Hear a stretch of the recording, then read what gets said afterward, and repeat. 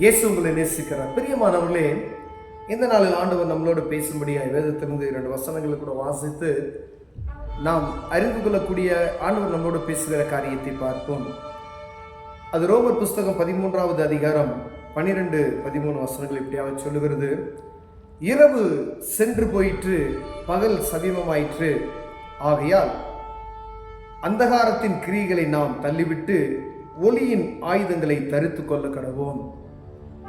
களியாட்டும் வெறியும் வேசித்தனமும் காம விகாரமும் வாக்குவாதமும் பொறாமையும் உள்ளவர்களாய் நடவாமல் பகலிலே நடக்கிறவர்களைப் போல சீராய் நடக்க கடவோம். பிரியமானவர்களே, இரவு சென்று போயிற்று, பகல் சமீபமாயிற்று.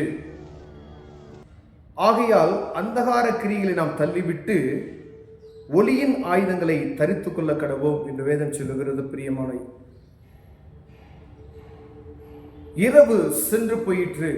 இந்த பாவமான ஒரு இருள் சூழ்ந்த இந்த உலகத்தினுடைய காரியங்கள்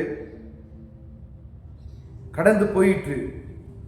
இப்ப நம்ம கடந்து செல்ல அடுத்து ஆண்டவருடைய காரியத்துக்குள் நாம் கடந்து செல்ல போகிறோம். அதுக்கு ஆண்டவர் சொல்றார் பாருங்க, இந்த இருளான காரியத்தை விட்டு வெளிச்சத்தை தேடும்படியாய் அதற்குள்ளாய் நாம் கடந்து செல்லும்படி ஆண்டவர் விரும்புகிறார். பிரியமானவர்களே, ஒளியின் ஆயுதங்களை தரித்துக் கொள்ளுங்கள் என்று சொல்ற ஒளியின் ஆயுதங்கள். இப்ப இருளின் ஆயுதங்கள் பாருங்க, களியாட்டம், வெறி, வேசித்தனம், காமவராக்க, பொறாம, அதெல்லாம் இருளின் ஆதிக்கங்களுக்குள்ள காரியங்கள். குடிக்கிறவர்கள் இரவு வேலையில வெறித்து இருப்பார்கள் சொல்லப்படுகிறது. பகல் இருக்கவன் நல்ல தெளிந்த புத்தியோடு இருப்பான் அப்படின்றது. இப்ப வெளிச்சம் என்றாலே ஆண்டவர் தான். அந்த வெளிச்சத்திற்குள்ளாய் நாம் கடந்து செல்லும்படியாய் இந்த இருளுக்குள்ள காணப்படுகிற அந்த காரியங்களை விட்டு பரலோகத்துக்கு ஏற்ற காரியங்களை நாம் நடக்கும்படியாய் ஆண்டவர் விரும்புகிறார். பிரியமான, இது ஒன்றும் குறிப்பிட்ட காலம்தான். வேதம் சரியாய் நமக்கு சொல்லுகிறது, இரவு சென்று போயிற்று, முடிஞ்சு போகுது, பகல் சமீபமாய் இருக்கிறது, அவருடைய வருகை சமீபமாய் இருக்கிறது.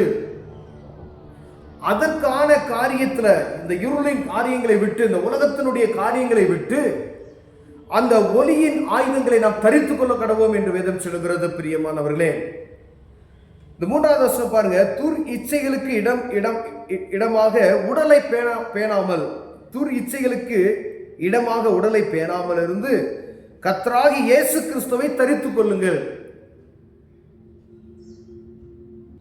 அவருடைய ஆலயமாகிய இந்த சரீரத்தை தீட்டுப்படுத்தாதபடிக்கு, துர் இச்சைகளுக்கு இடம் கொடுக்காதபடிக்கு உடலை பேணாமல் இருந்து கர்த்தர் இயேசு கிறிஸ்துவை தரித்துக் கொள்ளுங்கள். இந்த சரீரத்தில் அவரை தரித்துக் கொள்ளணும் அப்படின்னு சொல்லப்பட்டிருக்கு. பெரியமானவர்களே, ஐயா, இந்த இருள் விலக போகுது, இந்த உலகத்தினுடைய காரியம் அந்தகாரம் முடிய போகிறது, இருள் மொழி முடிந்து வெளிச்சம் அருகில் இருக்கிறது. இந்த உலகத்துக்கு அடுத்தான ஒரு காரியம் அது சீக்கிரத்தில் வரப்போகிறது என்பதை தெளிவாக வேதம் சொல்லி இருக்கிறது.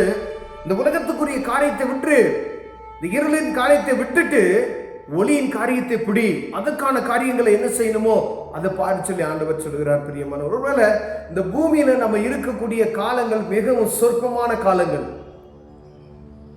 நம்ம அடிக்கடி சொல்ற போது மனுஷனுடைய ஆயுசு காலங்கள் 60, 70, 80, வெள்ளத்தின் மிகுதியா 90, 100 சொல்றாங்க. அதெல்லாம் வேதனையும் துன்பமா இருக்கும் அப்படின்னு. ஆனா இதற்கு பின்பதாக இருக்கக்கூடிய வாழ்க்கை தான் அந்த ஒளியின் வாழ்க்கை. ஒருவேளை அந்த ஒளியின் வாழ்க்கையில நம்ம எப்படி வாழணும் அப்படின்னு சொல்லி நம்ம தான் தீர்மானிக்க போகிறோம்.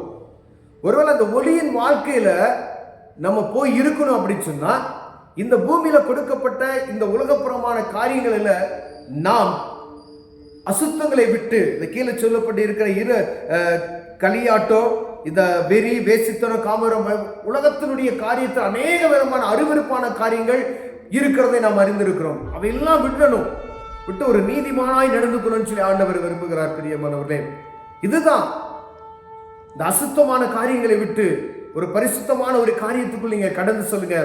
அப்பொழுது அவர் உங்களை என்ன செய்வார்? ஏற்றுக்கொள்வார் என்று வேதம் சொல்லுகிறது. பிரியமானவர்களே, அந்த அந்தகாரத்தை விட்டு விலகி ஒளியின் இடத்தில் சேர கடவோம் என்று வேதம் சொல்லுகிறது. அங்க போகணும்னா ஒரே ஒரு வழிதான் உண்டு, இயேசு கிறிஸ்து.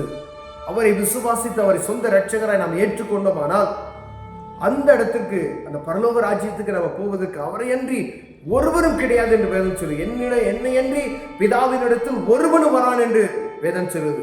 என்ன செஞ்சீங்கனாலும் சரி, எவ்வளவு பக்தியா இருந்தீங்கனாலும் சரி, இயேசு என்ற நாமம் இல்லாதபடிக்கு, அவர் தான் ஒளி, அந்த ஒளி இல்லாதபடிக்கு இந்த பரலோகத்திற்குள்ள பிதாவினிடத்தில் ஒருவனும் பிரவேசிக்க முடியாது என்று வேதம் சொல்லுகிறது. பிரியமானவர்களே, அந்த ஒளியை நாம் கண்டுபிடும்படியாய், அதற்கான காரியத்தை நாம் நெருங்கும்படியா ஆண்டவர் விரும்புகிறார். பிரியமானவர்களே, ஒருவேளை இந்த இருளான காரியத்தை விட்டு அகன்று இது முடிஞ்சிச்சு, அந்த ஒளியை பார்க்கும்படியாய் அவருக்கான காரியங்களை, அதற்கான ஆயுதங்களை நாம் தரித்துக் கொள்ளும்படியா ஆண்டவர் விரும்புகிறார். அதுக்கான ஆயுதங்களா என்ன? உலகப்புறமான அசுத்தமான காரியங்கள், மதுபானமோ ஏதோ ஒரு பொய்யோ பொருட்டோ, இந்த காரியமெல்லாம் இந்த மாதிரி வேதத்தில் நமக்கு சொல்லப்பட்டிருக்கிறோம், அதெல்லாம் விட்டுட்டு ஒரு பரிசுத்தமான ஒரு வாழ்க்கைக்குள்ள நம்ம கடந்து செல்லும்படி ஆண்டவர் விரும்புகிறார். அப்படி இருக்கும் பொழுது அந்த ஒளியை நாம் பார்க்க முடியும், அந்த ஒளியின் இடத்துக்கு நாம் சேர முடியும், அந்த பரலோக ராஜ்யத்துக்கு நம்ம ஏற்றவர்கள் ஆண்டவரை மாற்று வல்லமையுள்ளவராக இருக்கிறார். கண்களை மூடுவோம், செய்வோம். அன்பின் தகப்பனே, அந்தகாரம் முடிய போகிறதுன்னு சொல்லிட்டீங்கப்பா ஆண்டவரே. ஒளி சமீபமாய் இருக்கிறதே, அதற்குள் நாங்கள் கிட்டி சேருவதற்கான காரியத்தில் எங்களை நடத்தி செல்வீராக, எங்களை பாதுகாப்பீராக. இயேசுவின் நாமத்தில் பிதாவே, ஆமென்.